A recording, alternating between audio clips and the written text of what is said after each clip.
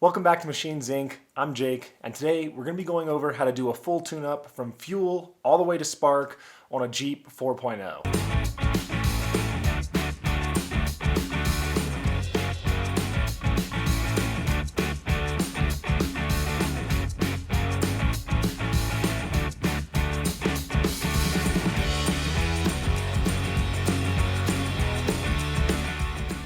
What's up guys, and welcome back to the channel.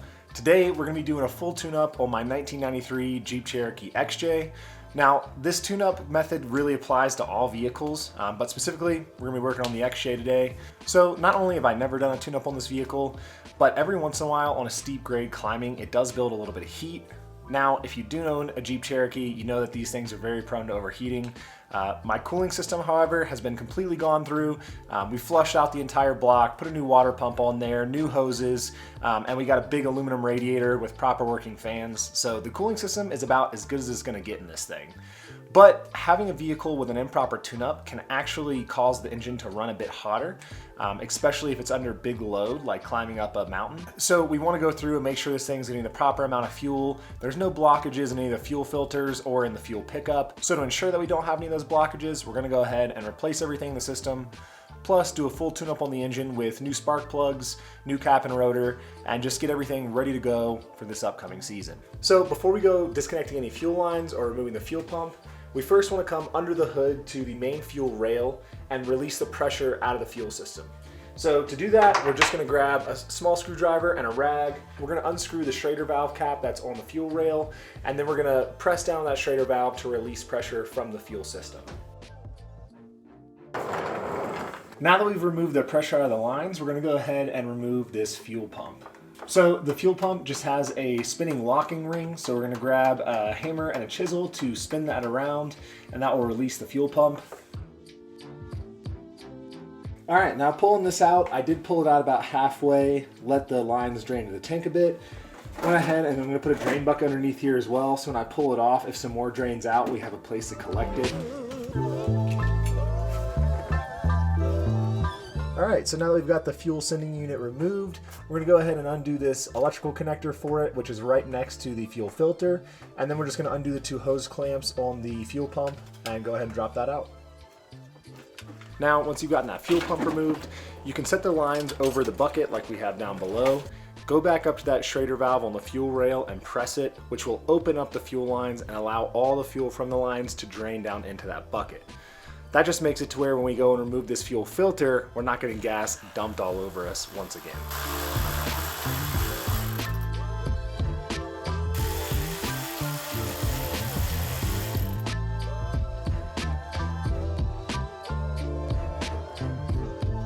Alright, so here we've got our old fuel pump, and then we have our old fuel filter. The old fuel pump doesn't look terrible, even like the filter down at the bottom doesn't look too bad and nasty. But like I said, it was definitely getting loud, so that's a good indication that the pump's starting to go out, and I wanted to go ahead and replace it. Then for the fuel filter, this is an old Fram fuel filter, so it looks like someone has changed it at least at some point. But we're going to go ahead and replace it with this new AC Delco one, as well as this new TYC fuel pump. So let's go ahead and unbox these guys, swap over a couple hoses, and get everything ready to go. Another thing with these fuel pumps I like to do is just go over and check all the connections before you install it. It's not uncommon for them to leave some of these little screws loose, and you could have a loose electrical connection. That's going to cause a fuel pump not to work, so just go ahead and check it over now while it's out of the car before you install it. The kit's going to come with two different gaskets. There's a round gasket and a square cut gasket. You're going to want to take a look at your XJ's fuel tank at where the gasket seats to see which one you need.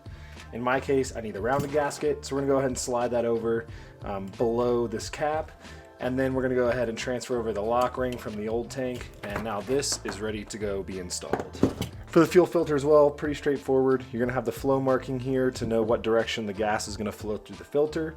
So we're just going to swap over these lines here correspondingly, and then this will be ready to install as well.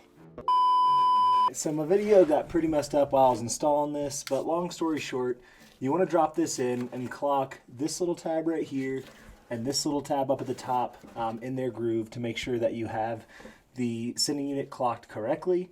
Then you're going to put this ring back on and beat all three of these pins to rotate it until the pins bottom out right here against this clip. And that's how you know that you've gotten it locked in. So now we just got to hook up our feed and return lines to the sending unit, clip our wiring harness in, and we'll be done with the fuel pump. All right, so we finally got that fuel filter and fuel pump installed. Now that we've got that done, next up is gonna be our tune-up. So went on Rock Auto and got a tune-up kit. Again, everything for these Jeeps is super cheap, which is awesome because it just makes it easy to do all this maintenance. But yeah, they had a kit here that came with rotor cap and wires, and then also got 6 spark plugs to go in there as well. So for spark plugs, I definitely recommend to stick with the cheaper copper style spark plugs. Since we are dealing still with a distributor with a cap and rotor, they don't really like those like higher end like iridium spark plugs. So these will run a lot better in the 4.0. So replacing the cap, rotor, plugs, and spark plugs on these 4.0s are super easy. Everything's really accessible. Everyone likes to do things a little bit differently when doing a tune-up, but where I like to start is going ahead and doing the cap and rotor, swapping my old plugs onto those just so I can keep the firing order. And then from there, I'll go and replace each spark plug and each plug wire one by one. And that just makes it easy so I don't have to remember the firing order, and I can just plop it all on there just like how it came off of there. So to go ahead and pull off this distributor cap, it's just 2 Phillips head screws. To loosen those up, we're going to pop that off and slide the rotor off. Then we're going to take and slide our new rotor on. Then we want to take our new distributor cap and drop it down on and tighten these 2 Phillips head screws. Note on the distributor cap, there's one end that's rounded and one end that's square, and you do need to line those up with the distributor because they're slightly offset. Now, installing this new distributor cap can definitely be annoying with the old one in the way, but now that we have them next to each other, we can simply pop all these spark plugs off, click them onto the new one in order, and we'll have our same firing order retained, so we won't have to look that back up later. So now we got our cap and rotor swapped over, it's time to move on to plugs and wires.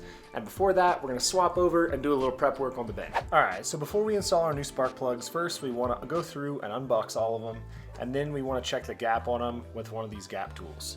So for Jeep 4.0s, these wanna be gapped to 0.035 of an inch. So we're gonna take this guy, slide it through, and check all these. So this one was already gapped too small. It's really easy when these are in the box, if someone were to drop them and it comes and lands, to close that gap. So we're just gonna go through all these real quick, check them, and then we'll know they're good to go before we install them. And then lastly, what we're gonna do is we're gonna add a little bit of anti-seize to the threads of each one of these. Don't need a lot, but just a little finger swipe on each one of these before we install them will be plenty. All right, now back over at the Jeep, we're gonna go through and replace each plug and wire one at a time, starting from the back and working our way forward. So just gonna yank this guy off of here. Damn.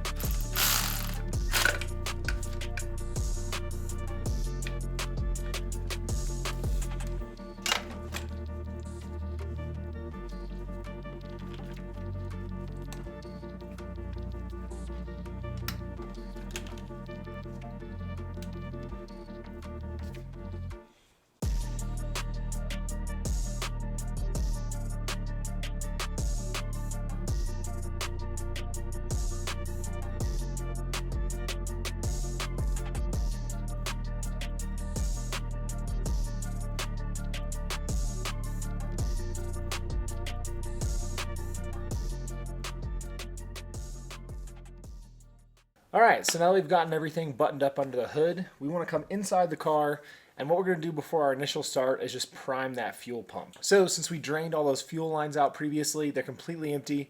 We don't want to just work the starter, cranking it, waiting for fuel to come all the way up to the motor.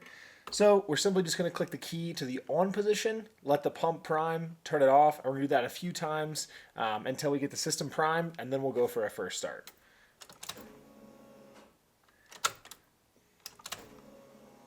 So, and I don't know if you guys can hear it, but that buzzing sound in the background is the fuel pump activating when we put the key to the on position.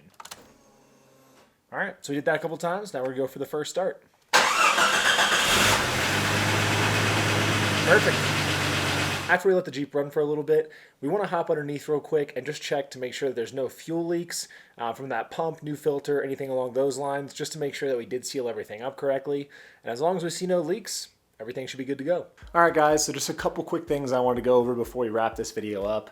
First off, you did see me use an electric ratchet to pull those spark plugs in and out. And technically, it's always recommended to use a hand tool to be doing spark plugs because you don't want to take the chance of stripping out those threads on the motor. That being said, I'm very confident with that electric ratchet, and you'll notice that I always start the spark plug threads by hand, and I always finish torque them by hand. I'm just using the electric ratchet to speed up that process a little bit and zip those in and out of there. Second off, I know this channel isn't generally a how-to channel. It's normally more fabrication and 4x4 content. So if you guys did come to this channel to learn something and you want to stick around, definitely subscribe to the channel. If you guys want to follow me on Instagram, I am @MachinesIncJake. As always, appreciate you guys tuning in, and thanks for watching.